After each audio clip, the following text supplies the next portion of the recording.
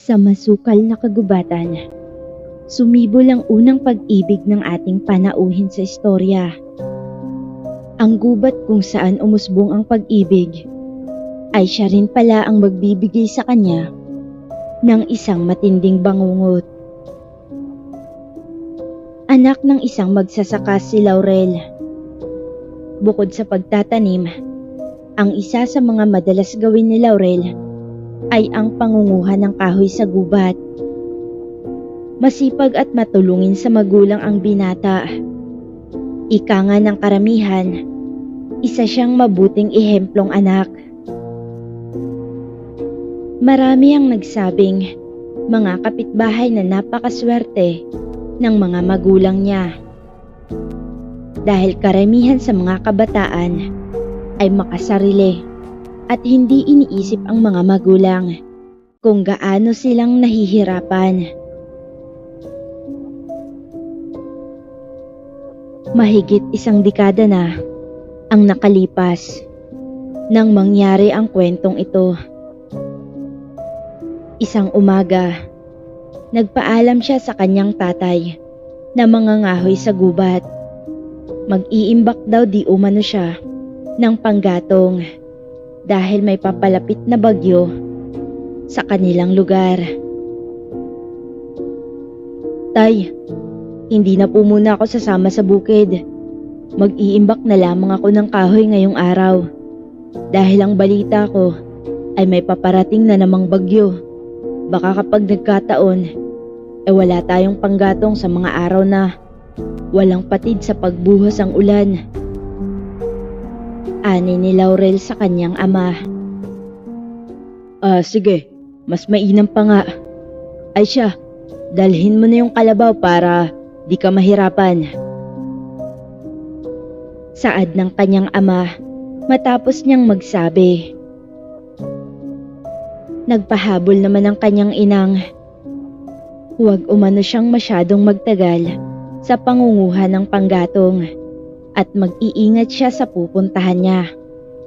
Dahil baka mamaya ay may ahas o anumang mabangis na hayop ang nasa liblib na lugar. Oho nay, wag po kayong mag-alala. Palagi naman akong nag-iingat. Tsaka, wag niyo na akong alalahanin. Malaki na ako at kayang-kaya ko ng sarili ko. Sagot ni Laurel sa kanyang butihing ina. Sakay ng kalabaw na may karosa ay tinungo na ni Laurel ang lugar kung saan niya balak manguha ng panggatong. Ngunit di kalaunan, habang binabaybay ang daan, ay bumungad sa kanya ang kagubatan na bago lang sa paningin nito.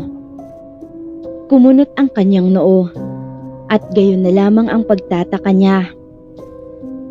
Gawa ng kabisado niya naman ang lugar sa kanila.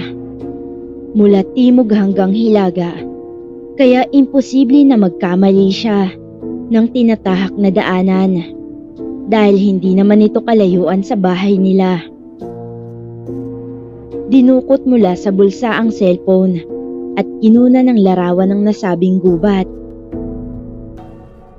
Bundok palahaw?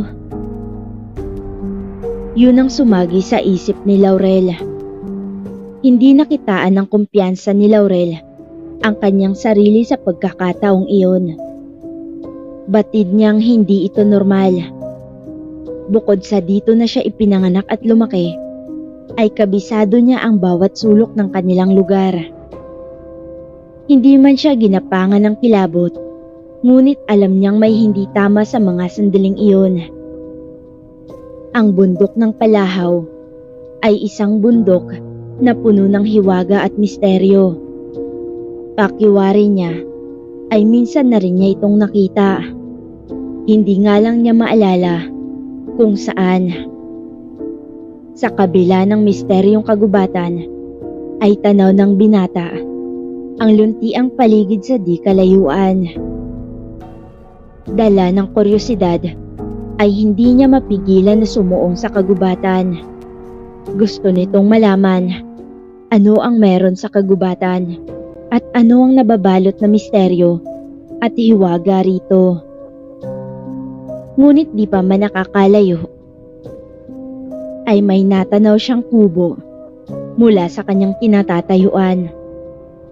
Napagpasyahan niya itong puntahan para mangalap ng impormasyon patungkol sa gubat. Tao po, tipid niyang sambit sa kung sino man ang nandoon habang sinusuyod ng mata ang paligid. Makaraan ng ilang sandali, isang napakagandang dalaga ang iniluwal mula sa pintuan. Magandang araw po. Malambing na pagbati nitong tugon sa binata. Ano po ang may paglilingkod ko sa inyo, Ginoo? Mabilis na kumabog ang dibdib ng binata at hindi niya mapigilan ang sariling titigan ito. Sa halip na sumagot siya, ay nanatiling nakatitig lamang ang binata sa dalaga. Segundo pa ang lumipas bago siya nag-iwas ng tingin sa dalaga. Sa madaling salita, sinapul siya ng palaso ni Cupido sa unang tingin pa lamang. Segundo muli ang lumipas bago may kumawalang boses sa bibig ni Laurel. Kung maaari po sana binibini. Nauutal-utal niyang sagot dito. Nang bigla na lamang may malakas na yumugyog sa kanyang balikat. Dahilan para mapabalikwas siya ng gising at nakita niya ang mukha ng kanyang ama. Kanina pa pala siya ginigising nito. Anak, gising! Gising na at magkakapi na. Ako na lang muna ang magtutungo sa bukid. Mag-imba ka na lang ng panggatong at nabalitaan kong may paparating na namang bagyo. Anito sa natutulog na si Laurel. Nang magising ang diwa ng binata, ay labis-labis ang kanyang pagtataka kung ano ang nangyayari. Pilit niyang iniisip at binabalikan ng tungkol sa dalagang nakausap niya. Dali-dali niyang binuksan ang kanyang cellphone para tignan ang kinuhang larawan sa gubat. Pero wala naman siyang nakita roon. Lintik naman oh. Panaginip lang pala ang lahat. Nasabi na lamang niya sa kanyang isipan at napabuntong hininga ng ilang beses. Ang labis na ipinagtaka ni Laurel ay ang naturang babae. Ni minsan kasi, hindi pa niya ito nakita sa tanang buhay niya. Sa panaginip lang niya ito nakikita. May gandang taglay ito na hindi nakakasawa. Maamo ang muka at sakto ang hubog ng pangangatawan. Oh, ba't nakatulala ka pa riyan? Hala, inumin mo na iyang kape mo at baka lumuti na iyan sa tagal mong inumin. Abay, mukhang nanaginip ka pa yata. Pukaw sa kanya ng kanyang ina nang mapansin nitong kanina pa siya nasa harapan ng hapagkainan at napapatulala. Agarang humingi siya ng pasensya rito at ininom na ang kapeng tinimpla sa kanya ng kanyang ina. Siya anak, narinig mo bang sinabi kanina ng ama mo? Baka naman wala ka pa sa hulog nung sabihin niya iyon sa iyo. Anito pa ng kanyang ina. Tumango siya at sinabi niyang narinig niya ang sinabi ng kanyang amang hindi na muna siya sasama sa bukid. Bagkus ay mangunguha na muna siya ng panggatong gawa ng may paparating na bagyo. Mabuti naman at hindi mo nakalimutan ang sinabi ng ama mo. Rinig niyang wika ng kanyang ina. Akmang iinom na sana siya muli ng kape nang sa walang ano-ano ay agad siyang natigilan. Gawa ng tila ba kapareho nung napanaginipan niya ang gagawin niya ngayon. Sa pagkakatanda niya, ay nagpaalam siya sa kanyang ama para mangahoy dahil sa may paparating ang bagyo at kinakailangan niyang mag-imbak ng panggatong para hindi na mahirapan pa ang kanyang ina sa oras na darating na ang bagyo.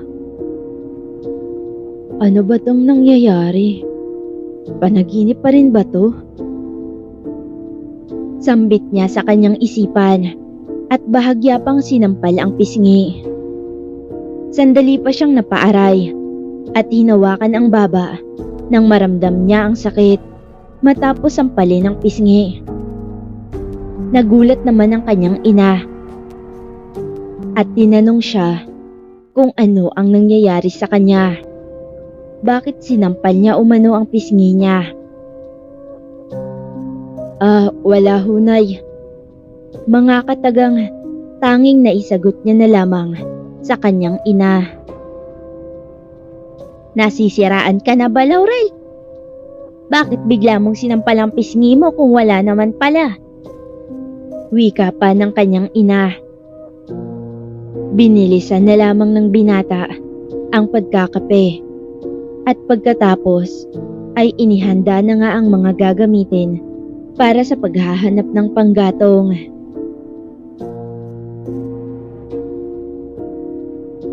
Habang inihahanda niya iyon, ay hindi pa rin mawala-wala sa kanyang isipan ang tungkol sa magandang dalagang na panaginipan niya. May kung anong bugso ng damdamin ang nagnanais na makita niyang muli ang dalaga. Pakiwari niya ay may pagtingin na siya rito kahit na iyon pa lamang ang unang pagkakataon na nasilayan niya ang magandang dalaga. Naway makita ko siyang muli kahit sa panaginip lang. Ayos lamang sa akin. Sambit niya at pasimpleng napapangiti. Dahil nga sa matinding pagtatangi ng binata, ay nagbaka sakali siya na magkatotoo ang panaginip niya. Kaya nagkusa siyang puntahan kung saan niya nakikita ang berheng gubat na iyon at ang misteryosong babae sa kanyang panaginip. Sinabitan niya na nga ng karosa ang kalabaw at tinungo ang pakay niya. Ngunit gaya ng inaasahan, maaaring magkatotoo, pwede ring hindi. Sa huli, mas pinili na lamang ni Laurel na kumonsulta sa albularyo ng araw na iyon. Ang totoo niyan, hindi ito ang unang beses na napanaginipan niya ang bundok. Katunayan pa nga niyan, yun ang rason kung bakit imbis na mag-imbak siya ng kahoy nang mas maaga, ay mas minabuti na lamang niya na alamin kung ano ang ibig ipahiwatig ng panaginip na iyon. Hindi na talaga kasi siya mapalagay at may kung anong agam-agam sa isipan niyang baka sa susunod managinip na naman siya ukol sa bundok na pinuntahan niya at sa dalaga ay may mangyari na sa kanyang hindi maganda. O kaya naman, ang malala ay baka hindi na siya magising pa. Iyon ang mas ikinatatakot niya sa lahat. Ang gubat ng palahaw ay wala pang eksaktong teorya sa kung paano ito nag-i-exist at saan nagmula. Doon sa iba't ibang bersyon ng kanyang panaginip ay hindi masyadong detalyado. Minsan, sa kanyang panaginip ay nakikita niyang nananaginip din siya roon. Sa madaling salita, dobleng panaginip na pareho lang din ang senaryo. May pagkakataon din na akala ng binata ay ito ang kauna-unahang pumasok sa kanyang panaginip ang dalaga. Magulo, kaya naisip niyang magkaroon ng kalinawan ang lahat. Hindi niya batid kung totoo ang bundok. Ngunit ang alam niyang sigurado roon ay malalim ang kanyang pagtingin sa dalaga. Habang tumatagal na palagi niya itong naiisip, ay mas tinatangi niya pa, o sa madaling salita, ay nagkaroon na ng puwang sa kanyang puso ang dalagang nasa panaginip niya. Kahit alam niyang ito ay imposible. Si Florencia ang nagpapakita sa iyong panaginip, iho. Anang ng albularya. Opo, si Florencia nga. Pero sa anong dahilan naman po? Bakit siya na lang lagi ang napapanaginipan ko? Tanong niya nang maalala niya ang pangalan ng dalaga. Hindi lang ikaw ang nakakaranas ng ganyan. Ang totoo, marami na rin ang sumadya sa akin dahil sa parehong problema. Ang ibang kalalakihan na nakaranas ng ganyan ay nauuwi na pisikalan. Nag-aaway ng dahil sa pag-ibig kay Florencia. Ngunit ang misteryo ng bundok Palahaw kung saan naroroon si Florencia ay nananatili pa rin itong misteryo. Walang nakakaalam kung ano ang totoo sa likod ng misteryosong gubat at ang dalaga na pinangalanan nilang Florencia. Nang makauwi sa tahanan si Laurel, ay nag-research siya related patungkol sa kagubatan na Palahaw kung tawagin. Ngunit maging si Google ay walang maisagot. Ibig sabihin, hindi pa talaga ito nakalathala sa lahat ng plataporma. Maging sa deep web at dark web ay sinubukan niyang lusungin, pero wala pa rin siyang mahagilap na kasagutan. Isang gabi ay muli na naman siyang dinalaw ni Florencia sa panaginip. Ngunit kung dati, pag-ibig ang kanyang nararamdaman, ngayon ay parang nagbago na sa aura nito.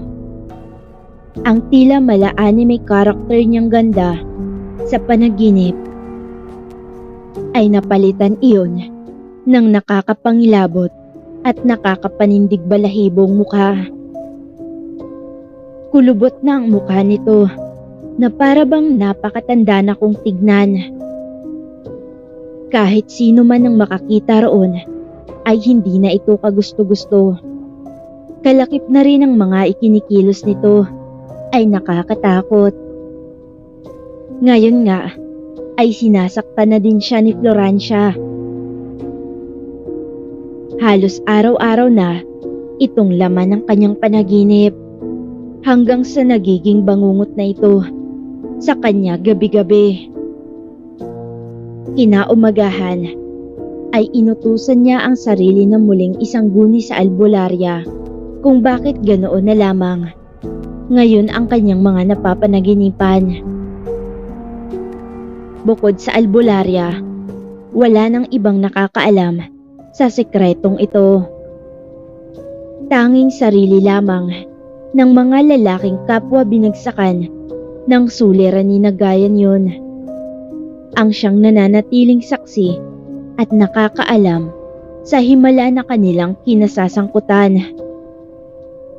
Kinumpirma na lamang ng albularya kay Laurel sa araw na yon na hindi ito ang tamang oras para tugunan ang kanyang tanong.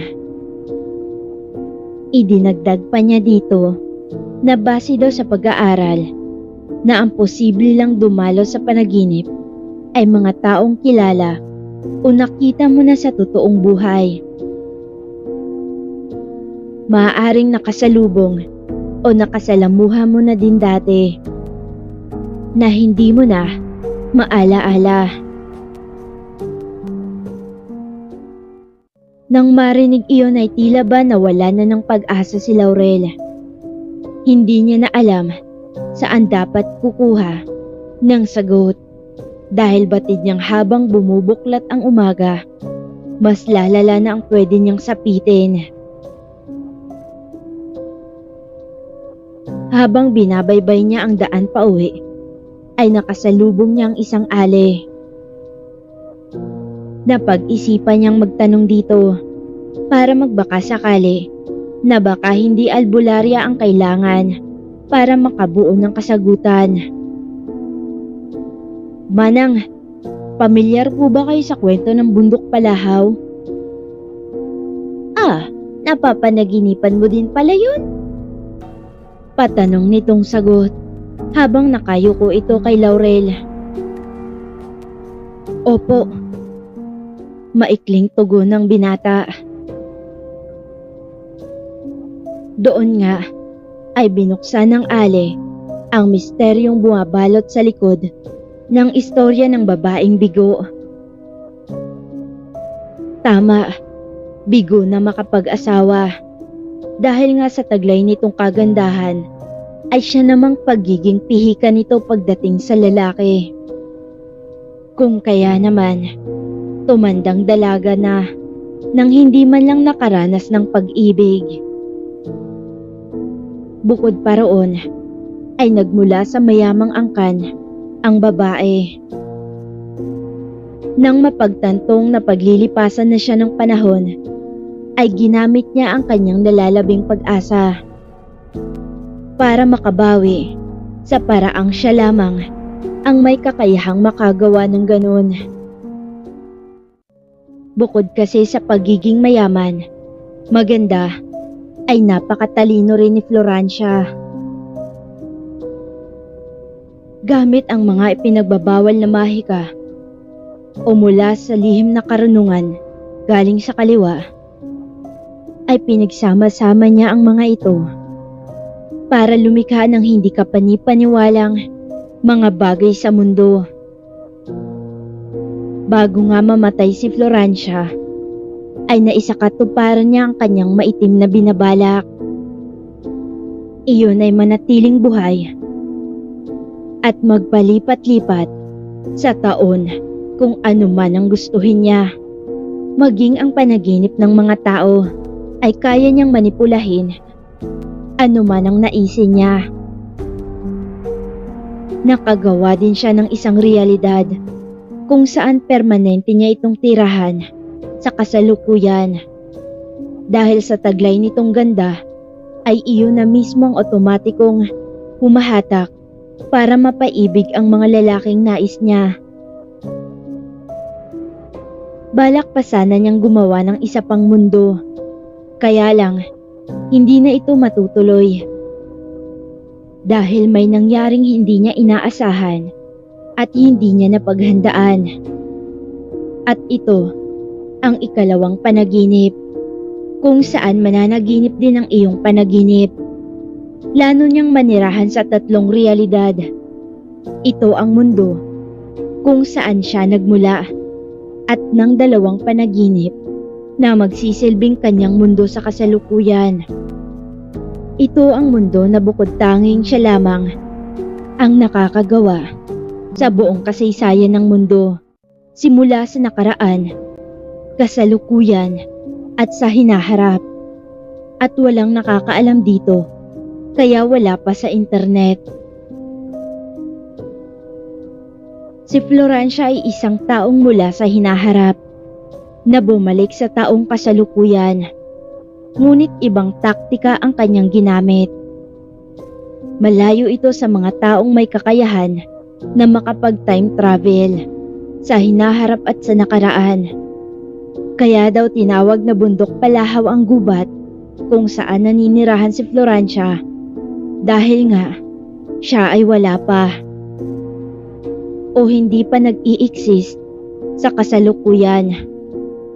Yun ang istorya ni Florencia na ikinuwento ng ale sa binata. Pero sa oras na may ibang makaalam, taliwas sa mga taong napili ni Florencia na maging kasama sa kanyang mundo, ay ang kapalit naman yun ay ang pagkasira ng nilimbag niyang mundo. Kapag nasira ito, ay mabubuhay daw si Florencia sa ibang katauhan. Ngunit hindi na ito tulad ng orihinal niyang itsura.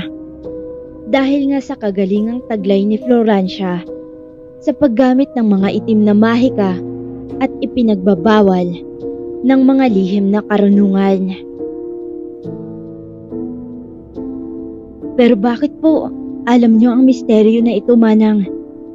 Takang pagtatanong ng binata sa matanda. Humarap sa kanya ang ale. Sabay sabing, Dahil ako si Florancia.